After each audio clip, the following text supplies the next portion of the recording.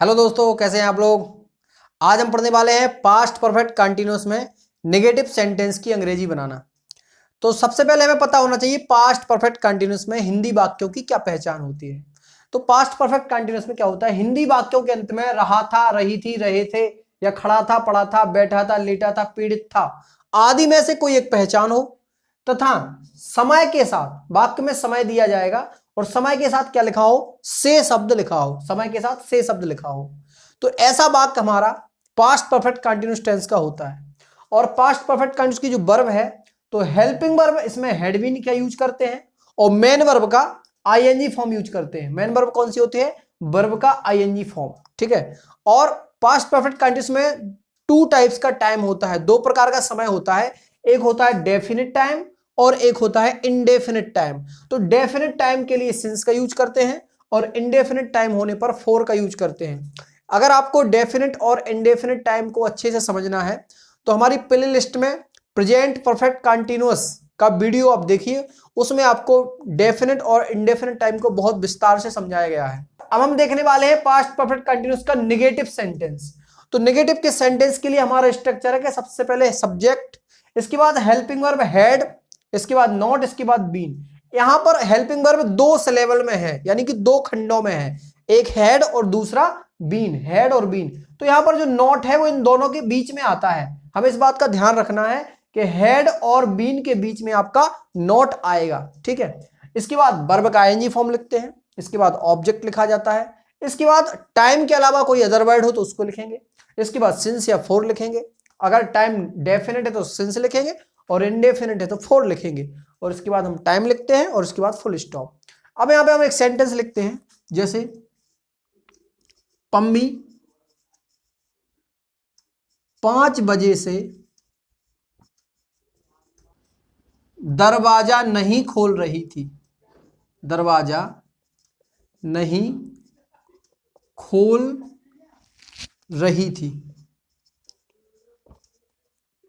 इस सेंटेंस में जब भी हम किसी हिंदी वाक्य को अंग्रेजी में ट्रांसलेट करते हैं तो दो चीजों को ढूंढते हैं। पहली चीज, जो सेंटेंस है वो किस टेंस का है, और दूसरी चीज टाइप ऑफ सेंटेंस कौन सा है। तो यहां पर आप देखिए, यहां पर रही थी जो हमारी है वो पहचान रही थी, और यहां समय दिया है 5 बजे और समय के साथ लिखा है से शब्द। हमारी पहचान रहा था, रही थी और समय के साथ से शब्द। तो यहां पर हमें रही थी भी मिल गया और समय के साथ से शब्द मिल गया, जो कि बताता है कि यह sentence past perfect continuous tense का है।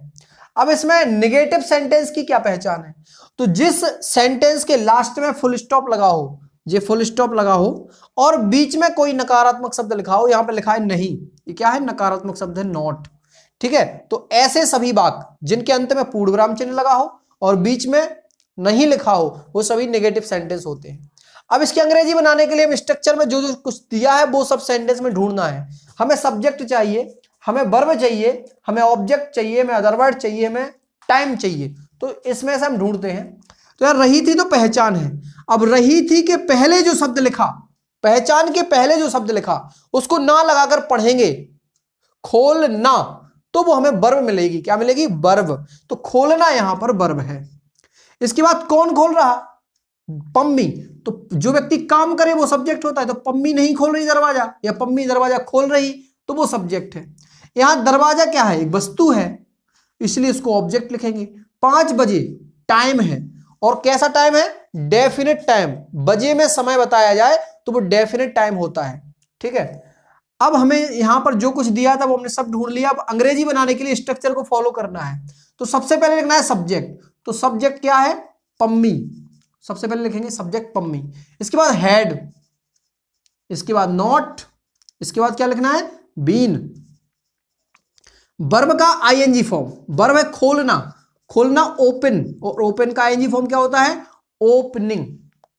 यहां पे हमें एक बात ध्यान रखनी है, यदि कोई ऐसी वर्ब है जिसके अंत में एक व्यंजन हो, उसके पहले एक स्वर हो, अंत में एक क्या हो, कॉन्सोनेंट हो, उसके पहले एक वोवेल हो, तो उसको आईएनजी लगाने के लिए कॉन्सोनेंट को डबल कर देते हैं। लेकिन ओपनिंग में ऐसा नहीं होता है, ठीक है। जैसे ओपन है तो ओपन में लास्ट में एक कॉन्सोनेंट है, उसके पहले एक वोवेल है, तो हमें इसमें डबल एन नहीं करना है। यह नियम जो है वो हमारा ओपन पर लागू नहीं होता है, सफरिंग सफर पे भी लागू नहीं होता है। कई सारी ऐसी वर्ब होती हैं जिन पर यह नियम लागू नहीं होता है। तो ओपनिंग। इसके बाद ऑब्जेक्ट, ऑब्जेक्ट है दरवाजा, तो दरवाजा को लिखेंगे द डोर, क्या लिखना है, द डोर। इसके बाद अदर वर्ड, तो इस सेंटेंस में अदर वर्ड नहीं है। इसके बाद सिंस या फोर, तो सिंस या फोर अकॉर्डिंग टू टाइम लगता है, टाइम को देखकर। तो टाइम हमारा 5 बजे डेफिनेट टाइम है, इसलिए क्या लिखना है, डेफिनेट के साथ सिंस। तो हमें यहां पे क्या लिखेंगे, सिंस। सिंस के बाद क्या लिखना है, टाइम, टाइम है 5 बजे, तो 5 बजे को लिखते हैं 5 o'clock, और जो 5 है उसको हम क्या करेंगे, अंकों में लिखेंगे, डिजिट में लिखेंगे, 5 o'clock। यहां पर अपोस्ट्रोफी लगाते हैं, यहां पर 5 o'clock, इसके बाद फुल स्टॉप। एक दूसरा सेंटेंस लेते हैं, बिनती बिनती 3 दिनों से, बिनती 3 दिनों से छत पर नहीं लेटी थी। बिनती 3 दिनों से छत पर नहीं लेटी थी। इस सेंटेंस में पास्ट परफेक्ट कंटिन्यूअस की क्या पहचान है, तो यहां पर 3 दिनों, 3 दिन समय है और समय के साथ से लिखा है, ये टाइम है और इसके साथ लिखा है से, और यहां पर लेटी थी हमारी पहचान है। यहां देखो, खड़ा था, पड़ा था, बैठा था, लेटा था, पीड़ित था, तो लेटी थी या लेटा था कुछ भी हो, तो लेटी थी और समय के साथ से शब्द हमारी पहचान है पास्ट परफेक्ट कंटिन्यूअस की। लेटी थी यहां पर पहचान भी है और लेटना यहां पर वर्ब भी है, ठीक है। यहां छत, छत पर, यहां बिनती सब्जेक्ट है, बिनती क्या है, सब्जेक्ट। छत पर, छत, अगर छत को बनाया जाए तो छत एक ऑब्जेक्ट हो जाएगा, लेकिन छत पर रुकी है, छत पर लेटी है, तो लेटना या रुकना स्थान पर होता है, इसलिए छत यहां पर स्थान है, प्लेस है, तो प्लेस को क्या माना जाता है, अदर वर्ड। तो यहां पर छत क्या हो जाएगा आपका, अदर वर्ड। अब यहां पर जो टाइम है वो 3 दिन है, यानी दिनों की संख्या है, नंबर ऑफ डेज, तो नंबर्स ऑफ डेज है, इसलिए आपका जो टाइम है वो इंडेफिनिट टाइम है, ठीक है। यहां पर लिखेंगे सबसे पहले सब्जेक्ट, तो सब्जेक्ट है बिनती, तो लिखेंगे हम बिनती। इसके बाद हेड, इसके बाद नॉट, इसके बाद बीन, इसके बाद वर्ब का आईएनजी फॉर्म, वर्ब है लेटना, तो लेटना को अंग्रेजी में कहते हैं LIE, और इसकी लाई मीन्स झूठ बोलना भी होता है। तो यहां पर हमें आईएनजी लगाने के लिए लाइन का यूज करेंगे, LYING, ठीक है, लाई का आईएनजी फॉर्म ऐसे ही होता है। इसके बाद ऑब्जेक्ट, ऑब्जेक्ट कुछ नहीं था। इसके बाद अदर वर्ड, अदर वर्ड है छत पर, तो छत पर के लिए ऑन द रूफ, ठीक है। इसके बाद सिंस या फोर, तो सिंस या फोर में से क्या लिखेंगे, टाइम हमारा इंडेफिनिट है इसलिए 4 लिखेंगे, और इसके बाद लिखेंगे टाइम, टाइम क्या है हमारा, टाइम है 3 दिन, तो 3 दिन को क्या लिखते हैं, 3 डेज, और यहां पर फुल स्टॉप। तो आशा है कि आपको वीडियो बहुत पसंद आई होगी। अगर आपको वीडियो पसंद आई है तो वीडियो को लाइक कीजिए, चैनल को सब्सक्राइब कीजिए और अपने दोस्तों में शेयर कीजिए। Thanks for watching.